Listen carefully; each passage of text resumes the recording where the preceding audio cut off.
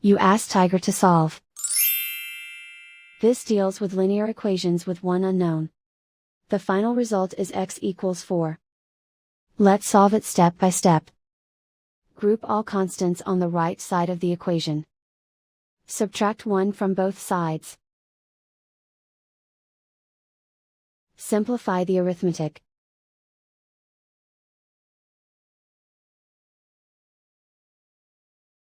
Isolate the x. Divide both sides by 5. Simplify the fraction.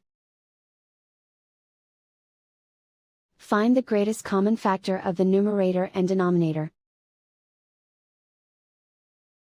Factor out and cancel the greatest common factor. And so the final result is x equals 4.